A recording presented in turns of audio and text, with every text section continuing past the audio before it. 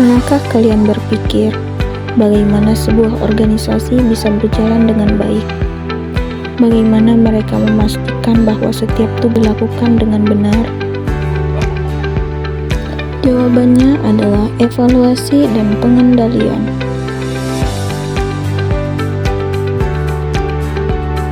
Tanpa evaluasi, organisasi tidak akan tahu apakah mereka sudah berada di jalur yang benar.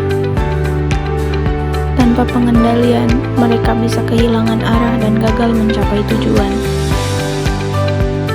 Hari ini, saya akan membahas bagaimana evaluasi dan pengendalian menjadi bagian penting dalam manajemen organisasi.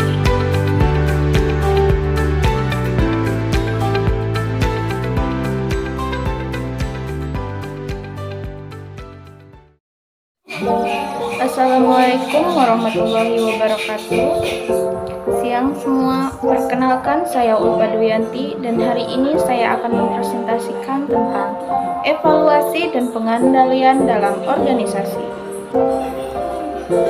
Dalam sebuah organisasi, bagaimana cara memastikan bahwa semua pekerjaan berjalan sesuai rencana? Bagaimana cara mengetahui apakah suatu kegiatan efektif atau justru perlu diperbaiki? Jawabannya ada pada evaluasi dan pengendalian. Evaluasi membantu menilai kinerja organisasi, sementara pengendalian memastikan segala sesuatunya tetap sesuai dengan tujuan yang telah ditetapkan.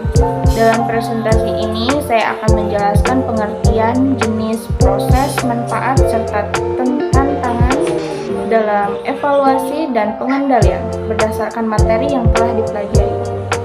Mari kita mulai dengan memahami konsep dasar pengendalian. Pengendalian adalah proses untuk memastikan bahwa kegiatan organisasi berjalan sesuai dengan rencana dan tujuan yang telah ditetapkan. Dengan pengendalian yang baik, sebuah organisasi bisa tetap berada di jalur yang benar dan mencapai target yang telah dirancang. Pengendalian memiliki beberapa asas utama, yaitu kejelasan tujuan. Setiap tujuan harus jelas agar mudah dicapai. Efektivitas dan efisiensi. Pengendalian harus tepat, guna, dan tidak boros sumber daya. Partisipasi dan komunikasi, yaitu semua anggota organisasi harus dilibatkan agar hasilnya optimal. Pengendalian ada beberapa jenis, yaitu preventif, mencegah masalah sebelum terjadi; korektif, memperbaiki kesalahan yang sudah terjadi; detektif, mendeteksi pelanggaran atau kesalahan dalam proses; dan konstruktif, mengembangkan sumber daya manusia melalui pelatihan dan peningkatan keterampilan. Selanjutnya, pengendalian memiliki 3 tahapan utama, yaitu perencanaan, menentukan tujuan dan strategi organisasi; pelaksanaan, menjalankan rencana kerja yang telah dibuat; pengawasan, mengevaluasi pekerja berjalan sesuai rencana dan melakukan perbaikan jika diperlakukan. Untuk evaluasi sendiri, evaluasi adalah proses sistematis untuk menilai suatu objek atau peristiwa berdasarkan kriteria tertentu guna memberikan interpretasi dan perbaikan. Evaluasi membantu organisasi mengetahui apa yang sudah berjalan baik dan apa yang perlu diperbaiki. Evaluasi memiliki 2 fungsi utama, menilai kinerja atau bisa disebut mengevaluasi individu, tim, atau organisasi untuk memberikan umpan balik. Melakukan perbaikan, yaitu mengidentifikasi kelemahan agar efektivitas dan efisiensi dapat ditingkatkan. Terdapat beberapa model evaluasi yang umum digunakan, yaitu formatif, digunakan untuk memperbaiki program selama masih berjalan; sumatif, digunakan untuk menilai hasil akhir suatu program; dan responsif, berorientasi pada kebutuhan pengguna atau penerima manfaat dari evaluasi. Evaluasi dapat dilakukan dengan 3 pendekatan, yaitu kualitatif, menggunakan studi kasus dan analisis mendalam; kuantitatif, menggunakan data statistik dan angka; dan gabungan, mengombinasikan pendekatan kualitatif dan kuantitatif untuk hasil yang lebih akurat. Evaluasi kinerja dilakukan untuk menilai sejauh mana tujuan organisasi telah tercapai. Hasil evaluasi ini akan memberikan umpan balik konstruktif bagi individu maupun organisasi agar dapat meningkat performa.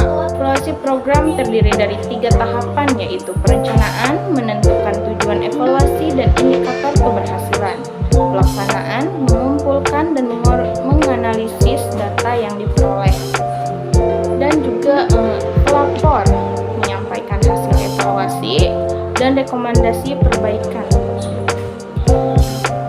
Evaluasi memberikan berbagai manfaat, diantaranya meningkatkan kualitas kerja, membantu pengambilan keputusan berbasis data, mendorong efisiensi dan efektivitas organisasi.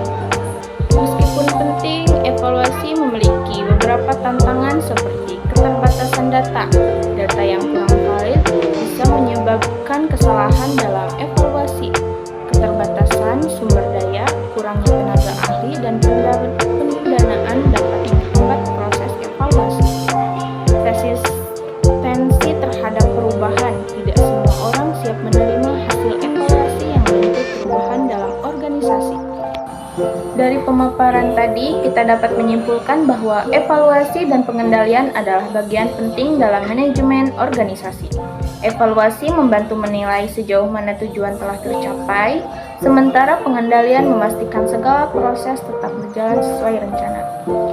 Tanpa evaluasi, organisasi tidak bisa mengetahui apakah strateginya berhasil. Tanpa pengendalian, organisasi bisa kehilangan arah.